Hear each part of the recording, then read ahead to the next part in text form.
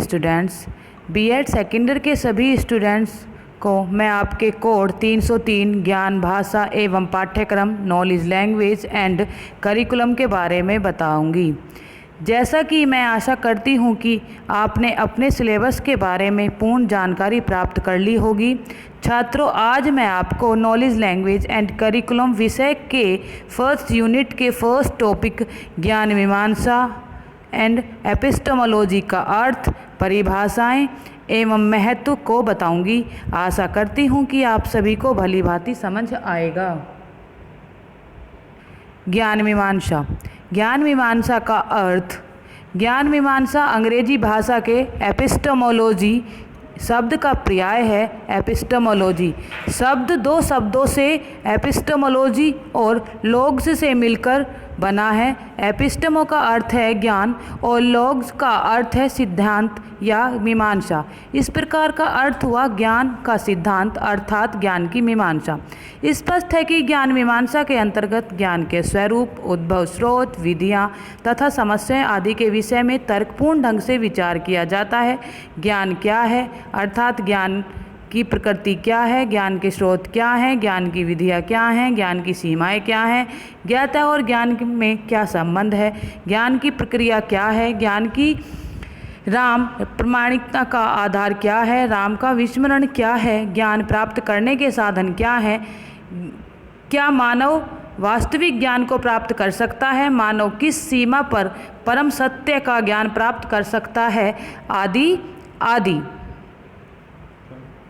ज्ञान की परिभाषाएं अथवा ज्ञान मीमांसा की परिभाषाएं। प्लेटो के अनुसार विचारों की दैवीय व्यवस्था और आत्मा परमात्मा के स्वरूप को जानना ही सच्चा ज्ञान है।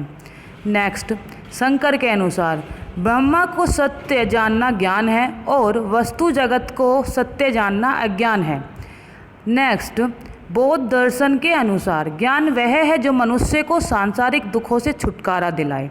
एंड नेक्स्ट, हॉब्स के अनुसार ज्ञान ही शक्ति है।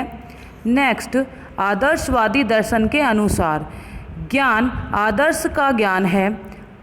नेक्स्ट, यथार्थवादी दर्शन के अनुसार ज्ञान वस्तु का ज्ञान है।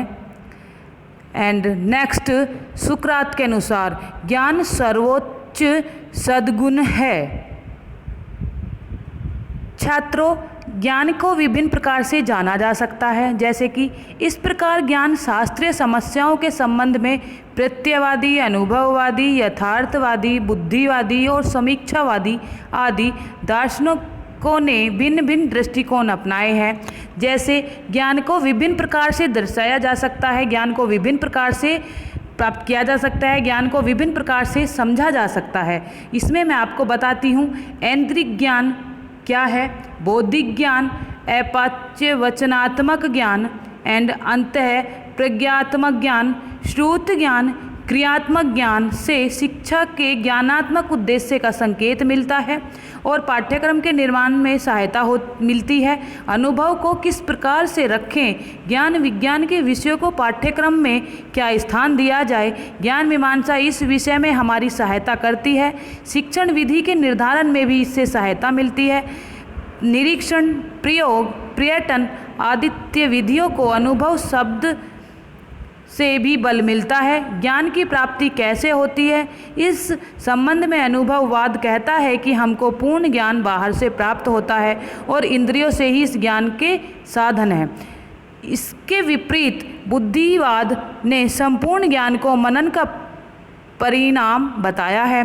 कांट ने कहा है कि दोनों में समन्वय करने की चेष्टा की है।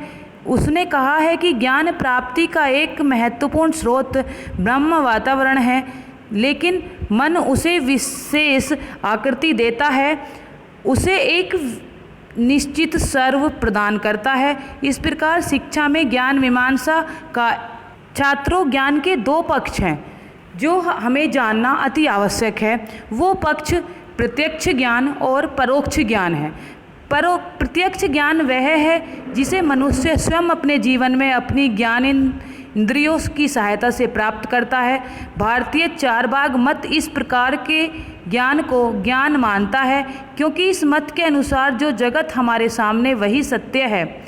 वर्तमान यथार्थवाद दार्शनिक और वैज्ञानिक भी प्रत्यक्ष ज्ञान को सत्य मानते हैं। परोक्ष ज्ञान, मैं आपको ये बताती हूँ कि परोक्ष ज्ञान क्या है और इसको कैसे प्राप्त किया जाता है। वह है जो हमें दूसरों से उनको कथन द्वारा या पुस्तकों द्वारा प्राप्त होता है। प्रत्यक्ष ज्ञान ताज़ा और परोक्ष ज्ञान बासी बताया गया है। दोनों प्रकार के ज्ञान का महत्व अपने आप में एक अलग है। भारतीय न्याय दर्शन में भी प्रत्यक्ष ज्ञान को प्रेमा और परोक्ष ज्ञान को अप्रमा कहा गया है। छात्रों, मैं आपको ज्ञान का महत्व अर्थात ज्ञान मीमांसा का महत्व बताती हूँ।